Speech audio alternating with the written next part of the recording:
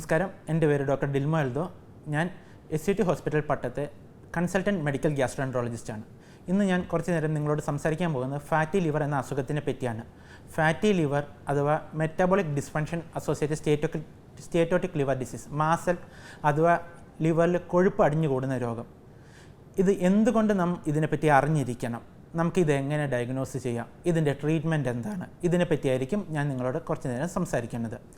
Fatty liver എന്ന് പറയുന്നത് നമ്മുടെ ലിവറിൽ കൊഴുപ്പ് അടിഞ്ഞു കൂടുന്നതും അതിൻ്റെ തുടർച്ചയായിട്ടുള്ള സ്പെക്ട്രം ഓഫ് ഡിസോർഡറാണ്. ഈ സ്പെക്ട്രം എന്ന് ഉദ്ദേശിക്കുന്നത് ഫാറ്റി ലിവർ കൂടിയിട്ട് സ്റ്റേറ്റോ ഹെപ്പറ്റൈറ്റിസ് എന്ന അസുഖവും ലിവർ ഫൈബ്രോസിസും പിന്നെ ഫുൾ ബ്ലോൺ ലിവർ സിറോസിസും ആകാൻ ചാൻസ് ഉണ്ട്. ലേറ്റസ്റ്റ് സ്റ്റഡി പ്രകാരം ലോകത്താകമാനം ലിവർ സിറോസിസിൻ്റെ ഏറ്റവും മെയിൻ കാരണങ്ങളിലൊന്ന് ഫാറ്റി ലിവറാണ്. നമ്മൾ ഇന്ത്യയിൽ ഇപ്പോഴും ആൽക്കഹോൾ തന്നെയാണ് ലിവർ സിറോസിസിന് മെയിൻ കാരണമെങ്കിലും ഫാറ്റി ലിവറിൻ്റെ ഇൻസിഡൻസ് കൂടി വരുവാണ്.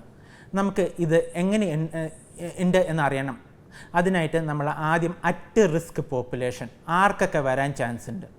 ഒബീസിറ്റി ഉള്ളവർ, BMI മോർ ദാൻ 23, അല്ലെങ്കിൽ നമ്മുടെ അരവണ്ണം വെയ്സ്റ്റ് സർക്കംഫറൻസ് മോർ ദാൻ 90 ആണുങ്ങളിലും മോർ ദാൻ 80 പെണ്ണുങ്ങളിലും, ഷുഗർ ഉള്ളവർ, ടൈപ്പ് 2 ഡയബറ്റീസ്, പ്രഷർ ഉള്ളവർ, blood pressure, systemic hypertension, cholesterol ഉള്ളവർ, അതിൽ സാധാ കൊളസ്ട്രോളും ട്രൈഗ്ലിസറൈഡും LDLും കൂടുതലുള്ളവർ, ഇവർക്കാണ് ഇത് വരാൻ കൂടുതൽ ചാൻസ് ഉള്ളത്.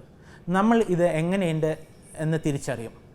ഇതിൻ്റെ സ്ക്രീനിങ് ടെസ്റ്റ് എന്ന് പറയുന്നത് നമ്മളൊരു ഫാമിലി ഫിസിഷ്യനെ, ജനറൽ ഫിസിഷ്യനെ കാണുമ്പോൾ LFT ചെയ്ത് നോക്കിക്കഴിഞ്ഞാൽ അതിൽ നിന്ന് FIB-4 എന്ന് സ്കോർ കാൽക്കുലേറ്റ് ചെയ്യുകയാണെങ്കിൽ അതിൽ നിന്ന് നമുക്ക് അറ്റ് റിസ്ക് നമുക്ക് ഇത് ഉണ്ടാവാൻ ചാൻസ് ഉണ്ടോ എന്ന് അറിയാൻ പറ്റും.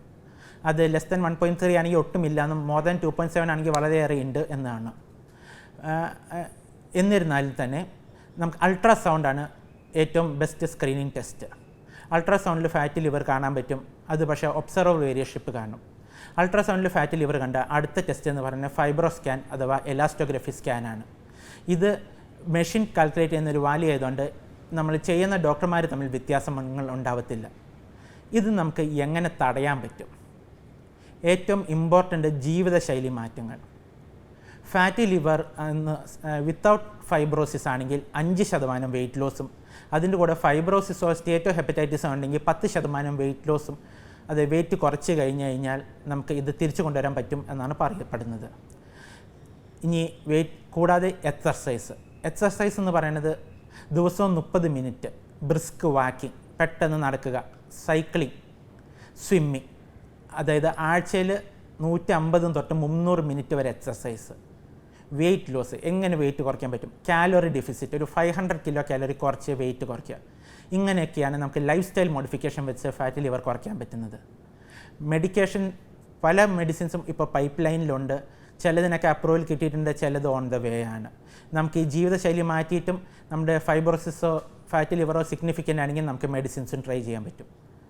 ടു കൺക്ലൂഡ്, എന്തുകൊണ്ട് ലിവർ സിറോസിസ് അത് എത്തിക്കഴിഞ്ഞ് കഴിഞ്ഞാൽ നമുക്ക് തിരിച്ചു പോക്ക് വളരെ ബുദ്ധിമുട്ടാണ്. അതിൻ്റെ ട്രീറ്റ്മെൻറ്റ് എന്ന് പറയുന്നത് ലിവർ മാറ്റി വയ്ക്കുന്നതാണ്. ഇത് പ്രിവെൻറ്റ് ചെയ്യാൻ നമുക്ക് ഫാറ്റി ലിവർ പ്രിവെൻറ്റ് ചെയ്തേ പറ്റുള്ളൂ. നന്ദി.